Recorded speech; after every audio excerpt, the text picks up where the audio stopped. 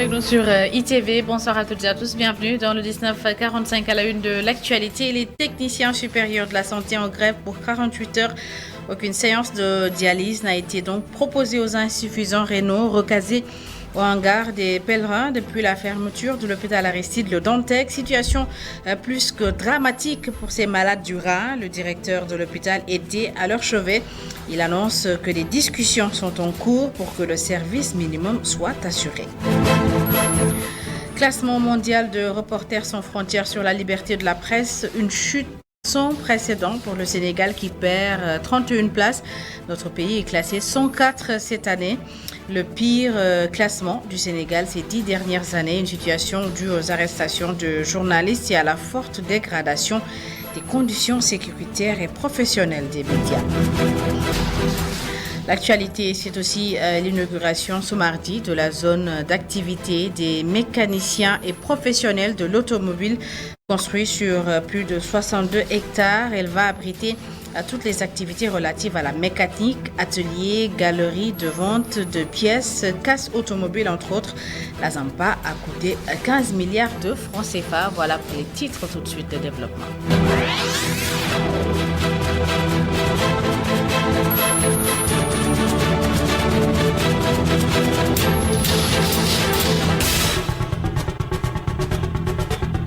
Bienvenue à toutes et à tous et merci de vous informer sur ITV. C'est un véritable drame qui s'est produit cet après-midi aux Parcelles Assainies. 2 personnes ont perdu la vie dans l'effondrement de dalles dans un immeuble à l'unité 12 plutôt. Les 2 victimes sont toutes des femmes et elles sont âgées de 94 et 64 ans selon des informations renseignées par le ministre délégué auprès du ministre de l'Intérieur chargé de la protection civile. Les insuffisants rénaux subissent les dégâts collatéraux de la grève de 48 heures décrétée par les techniciens de la supérieure de la santé au hangar des pèlerins où ils ont été redéployés dans le cadre de la reconstruction de l'hôpital Aristide Le Dantec. Aucune séance d'hémodialyse ne leur a été proposée. Venu s'enquérir de la situation, le directeur de l'hôpital dénonce le non-respect du service minimum et assure que des discussions ont été entamées pour la prise en charge des urgences. Reportage sur place, Abdourahmane Ly et Moussa. Ces patients souffrant d'insuffisance rénale se disent déboussolés. Venus subir une hémodialyse, ils s'opposent aux niettes catégoriques des techniciens supérieurs de dialyse. En grève de 48 heures, les malades qui restent dans l'espoir d'être pris en charge déplorent. Tout le monde est en danger. Et malgré ça, eux, ils sont partis en grève. Un hémodialysé, il urine plus. Le rein, il ne fonctionne plus. C'est les machines qui jouent le rôle des reins. Et nos porcs a beaucoup de poison en ces moments-là. Des blocs vides. Aucun infirmier. Les patients désemparés. Le directeur général de l'hôpital Aristide Le Dantec vient leur apporter assistance. Docteur Tchandoum dit ne rien comprendre de la situation. Mais nous sommes en train de discuter avec eux, de négocier avec eux, ne serait-ce pour assurer la prise en charge des urgences, qui ne sont pas assurées aujourd'hui, mais peut-être demain. Vous savez, les syndicats, c'est des syndicats. Il est difficile de discuter de négocier avec eux. Mais normalement, même en cas de grève nationale, le service fonctionne. Et je n'ai pas compris aujourd'hui pourquoi ils n'ont pas assuré le service minimum. La présence du docteur Tchandoum s'explique par le fait que ces malades sont ceux délocalisés ici, au hangar des pèlerins, le temps de la reconstruction de l'hôpital Aristide Le Dantec. Ces insuffisants rénaux interpellent. Pensez aux malades, et franchement, on crie haut et fort pour que M. Macky Sall et la première dame nous viennent en aide. Et aussi les gens qui peuvent nous aider. Ils disent avoir peur pour leur vie. Une vie, selon leurs termes, ne leur a pas fait de cadeau. Aujourd'hui, encore privés de leur thérapie.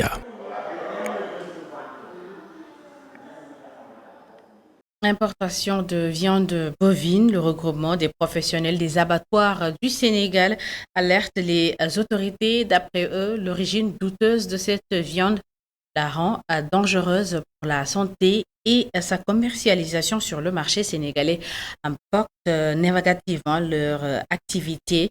Voici les explications de El Hadj Bassirou Niang, président du ROC.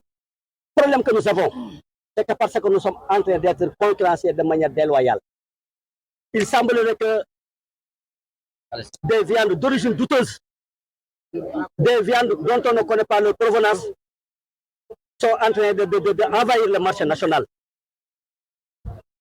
On les fait consommer à la population alors que la population n'est pas au courant.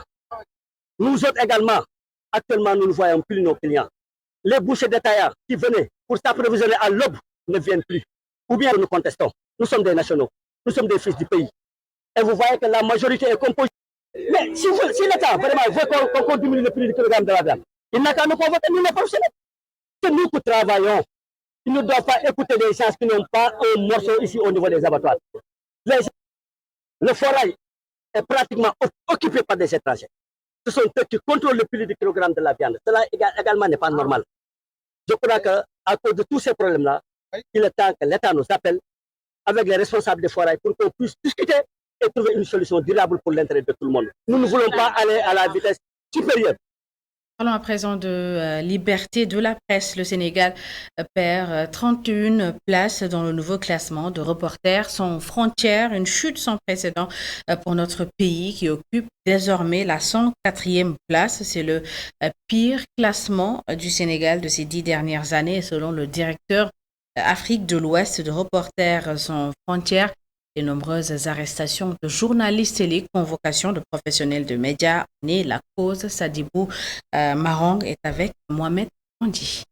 Le Sénégal est à la 104e place dans le classement. Ces 10 dernières années, c'est le pire classement pour le Sénégal qui a traditionnellement oscillé entre soit la 45e ou la 49e ou la 70e place. Mais on a vu que le Sénégal a maintenant atteint un niveau assez difficile et considéré de problématique. Généralement, ceux qu'on appelle les répondants et qui travaillaient un peu dans ce classement-là ont considéré effectivement que la recrudescence des violences et des arrestations a été un facteur majeur, et surtout l'arrestation de journalistes.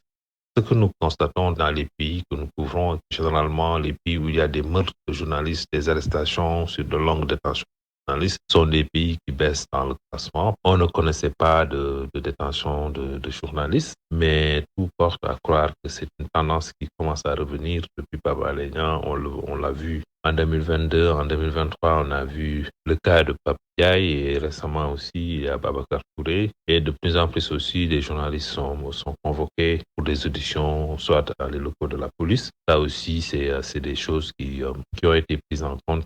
Les suspensions de médias, hein. Il y a eu la suspension de Walf à un moment donné par des décisions considérées comme des décisions disproportionnées du régulateur de l'audiovisuel.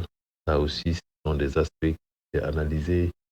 Et justement, le journaliste Babacar Touré Kewoulo, arrêté la semaine passée, inculpé de diffamation, diffusion de fausses nouvelles et mise en danger de la vie d'autrui, a été placé sous contrôle judiciaire par le juge Mamadou Seck, d'après ce qu'a ici bas. Le recul de la démocratie et des libertés fondamentales au Sénégal, évoqué également à l'ouverture de la 75e session ordinaire de la Commission africaine des droits de l'homme et des peuples qui se tient à partir de ce 3 mai en Gambie à Banjul, selon le secrétaire général de la RADDHO. La situation se manifeste par des arrestations arbitraires de journalistes, d'activistes ou d'opposants politiques. Sadir Niass est au micro de nos envoyés spéciaux, Mamadou Gaye-Kassé et Sidnia. Au Sénégal, la principale situation qui a été décriée, c'est vraiment les répressions policières. Il en a parlé, il y a les répressions violentes des manifestations, l'arrestation des journalistes, il y a également vraiment une sorte de restriction de l'espace civique qui se déroule actuellement sur toute l'Afrique, sur toutes les, en tout cas les régions d'Afrique et même dans tous les continents du monde. Il y a une régression vraiment notée et notoire de la démocratie et des droits de l'homme actuellement qui se déroulent dans nos pays. Et voilà, nous, ce qu'on a déploré et nous continuons de dénoncer. Voilà sur quoi nous avons fait nos interventions durant même le forum des ONG. Effectivement, on a parlé de ces situations au Sénégal, pays limite. Banjul, capitale des droits humains et de la démocratie en Afrique jusqu'au 23 mai. Durant la session, la situation de tous les pays d'Afrique sera étudiée par les différentes délégations venues prendre part à cette conférence. La cérémonie d'ouverture a eu lieu ce matin. Les précisions de nos envoyés spéciaux.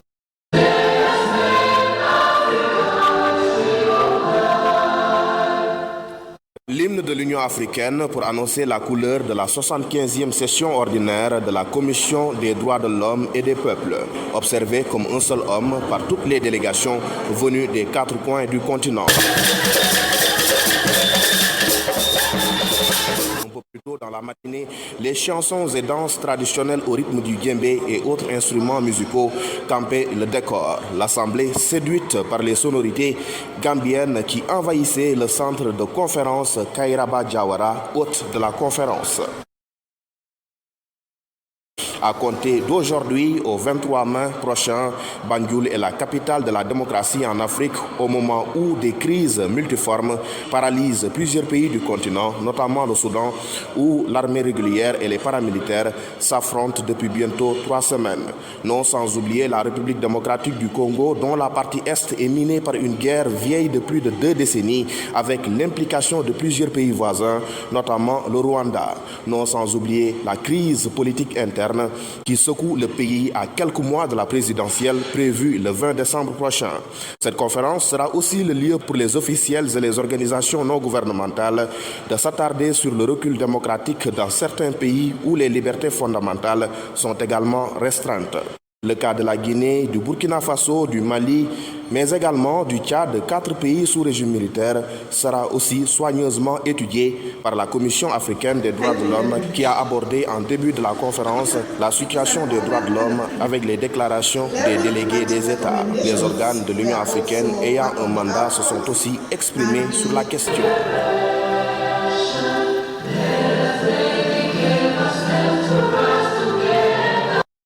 Je vous le disais dans les titres, la zone d'activité des mécaniciens et professionnels de l'automobile inaugurée hier mardi matin par le président Macky Sall, bâtie sur plus de 62 hectares. L'infrastructure a coûté 15 milliards de francs CFA. Elle va abriter plusieurs ateliers mécaniques, des galeries de vente de pièces détachées ainsi qu'une casse automobile.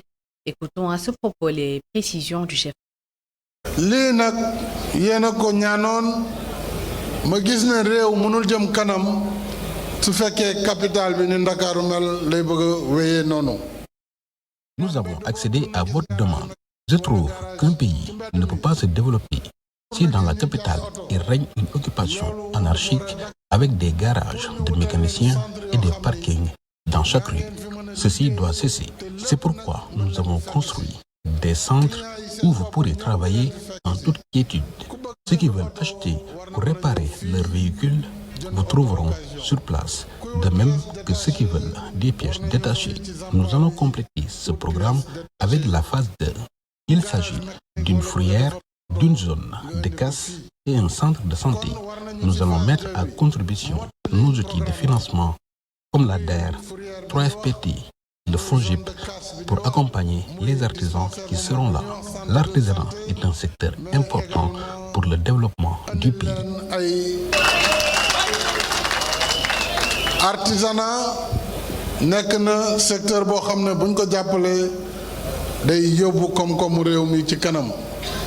Dans l'actualité également, les révisions exceptionnelles des listes électorales s'est officiellement terminée hier, mardi 2 mai, à Ndiarème Limamoulaye. C'est dans le département de Guédiawaye. Ils étaient nombreux à venir profiter de cette dernière journée de révision. À la clôture, à 18h, ils étaient encore plus de 1300 inscrits sur les listes électorales. Tous les partis politiques et coalitions de partis étaient représentés. Reportage au centre Boudal Ndiaye. Mounirou Thiam a attendu les dernières heures pour venir s'inscrire sur les listes électorales. Pour lui, tout se passe très bien. Je suis venu ici pour m'inscrire aux listes électorales. Pour l'instant, je vois qu'il y a un peu de blocage, quoi.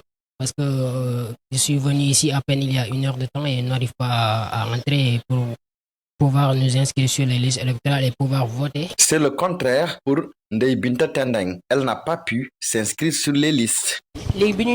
J'étais venu m'inscrire sur les listes électorales, mais on m'a fait savoir que je ne pouvais pas m'inscrire et je ne sais pas vraiment la cause. Pour la commission électorale basée ici à Ndiarème Limamoulaye, tout s'est très bien passé. De l'ouverture jusqu'à la fermeture, et plus de 1000 personnes se sont inscrites sur les listes électorales. Tout se passe bien depuis qu'on a débuté, depuis le 6.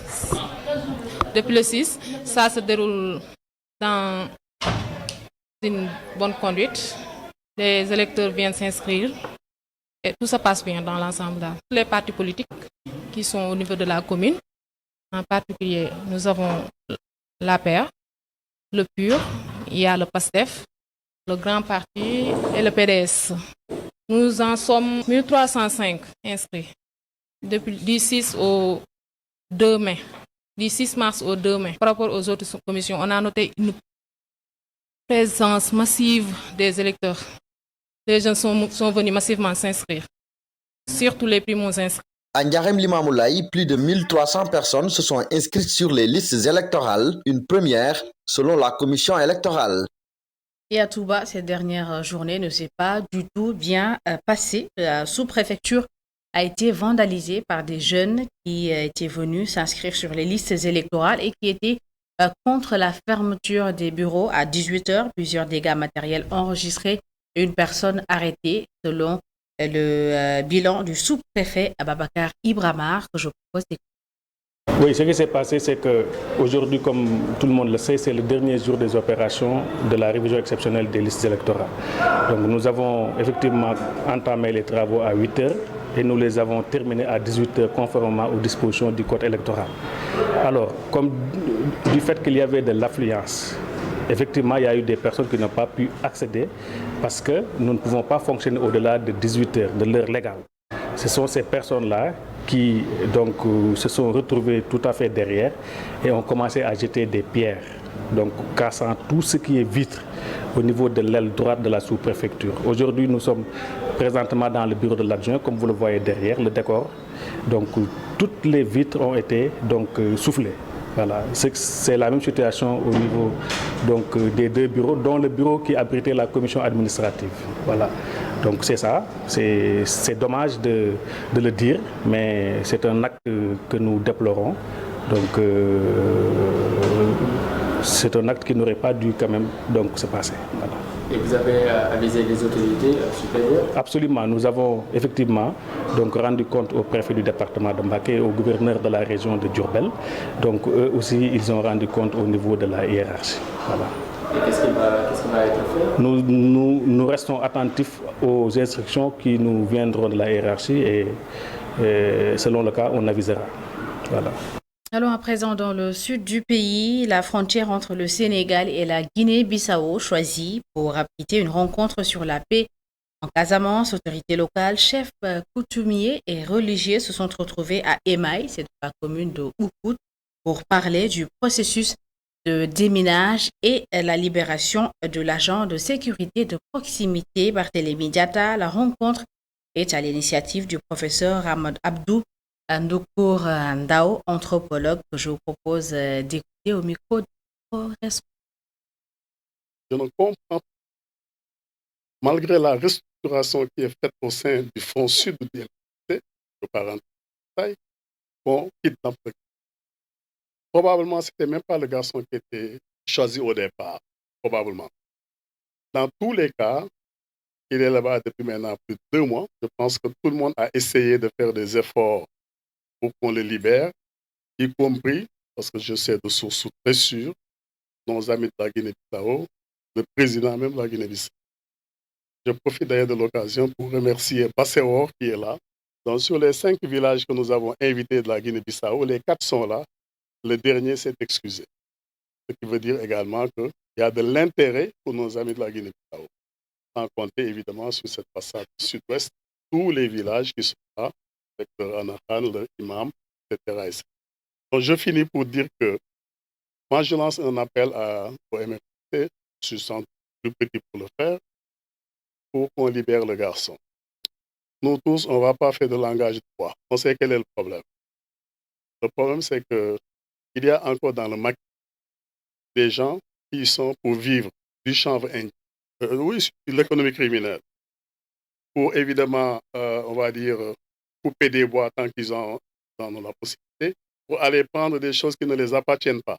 Donc, sur tous les registres, il y a un comportement criminel que personne ne peut accepter. Personne ne réglera la question casamançaise sans évidemment vous-même. Les monsieur Casamance, les monsieur Ndoukournia, tout ça c'est bien, mais c'est vous qui pouvez régler vos problèmes avec l'appui particulièrement des femmes.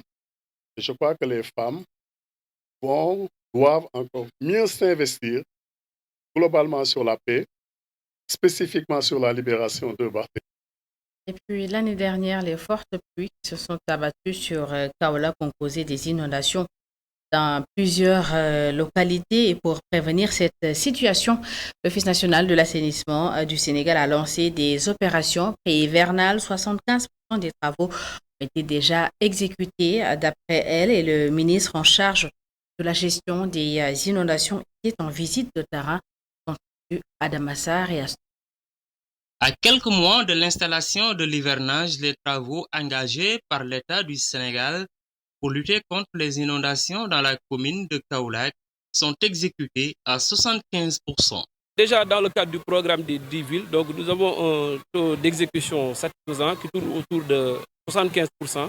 Donc nous comptons d'ici l'hivernage pouvoir peut-être boucler le projet ou avancer grandement pour les 25% restants. Nous avons eu aussi en relation avec les autorités administratives, en l'occurrence le gouverneur, le préfet, mais aussi avec les autorités territoriales, le président du conseil départemental, le maire, identifier quelques travaux à engager d'ici l'hivernage, et nous allons travailler avec les autorités administratives sous la supervision et la coordination du gouverneur, voir quelles sont les actions urgentes à entamer d'ici l'hivernage, comme l'excavation de certains bassins, le curage, l'écrêtage, le focardage, donc vraiment toutes les actions à mener avant l'hivernage pour qu'on puisse vraiment atténuer les difficultés que l'on vit généralement en période d'hivernage. Le ministre en charge de la prévention et de la gestion des inondations a visité plusieurs sites. Nous avons eu à visiter plusieurs sites à Kaolack. Nous sommes précisément à Medina Baye. Nous avons eu à visiter la station de gestion des eaux usées qui contribue en période d'hivernage à beaucoup aider dans l'évacuation des eaux. Donc nous avons eu aussi à visiter la bande d'Aouzou où, dans le cadre du programme des 10 villes initié par l'État du Sénégal, son Excellence le Président Macky Sall, Kaolack fait partie des 10 villes bénéficiaires, et nous avons vu que les travaux contribuent grandement à lutter contre les inondations dans cette ville. Donc nous avons eu aussi à visiter d'autres sites comme les Parcelles Assainies, comme Khahoun, comme Tiofat, des quartiers qui vraiment, avec l'appui de l'État du Sénégal, dans le cadre de ce programme des 10 villes, a eu à bénéficier d'ouvrages d'assainissement qui contribuent grandement à soulager les populations en période d'hiver. Cette visite entre dans le cadre de la campagne nationale de prévention dénommée Wadial Nawel. Et après, Kolda Kédougou accueille la caravane Sénégal Connect. Ce passage dans la localité a été l'occasion pour le ministre de visiter l'espace Sénégal Service de la région en pôle digital. On a pu aux acteurs territoriaux. Le cortège est également passé à Bakel et Tambacounda. Amadou Dia et Serine. À Kédougou, le ministre a visité les locaux de Sénégal Service. Dans ce coworking, les agents accueillent tous les jours des dizaines de jeunes hommes et femmes à la recherche de financement et d'emploi.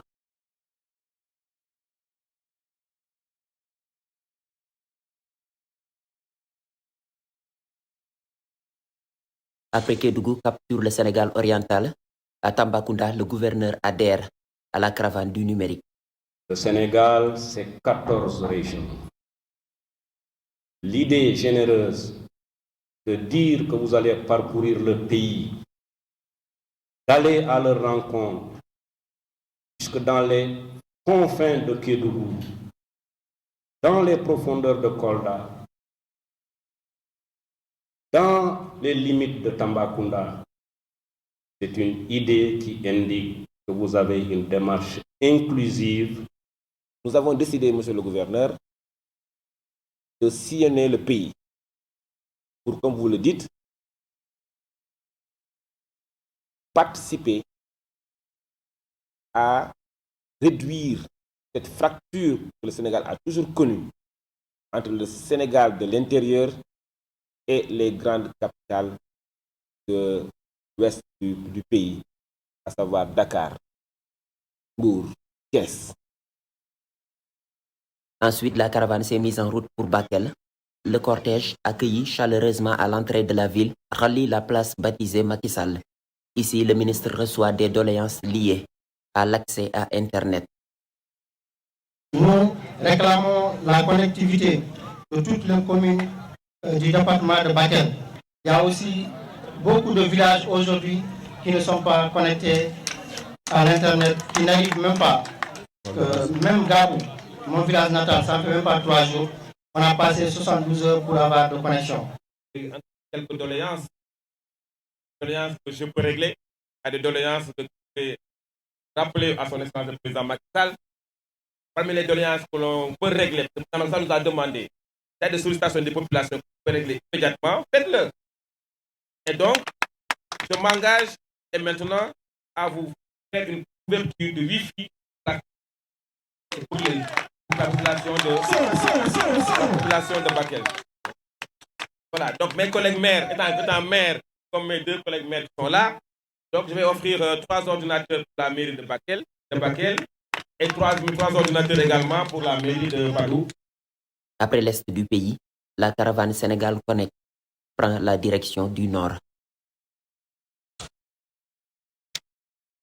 Et c'est la fin de cette édition. Merci à toutes et à tous de l'avoir suivi. Merci de votre fidélité. L'information continue sur notre site internet, le www.emedia.sn. Bonne suite des programmes.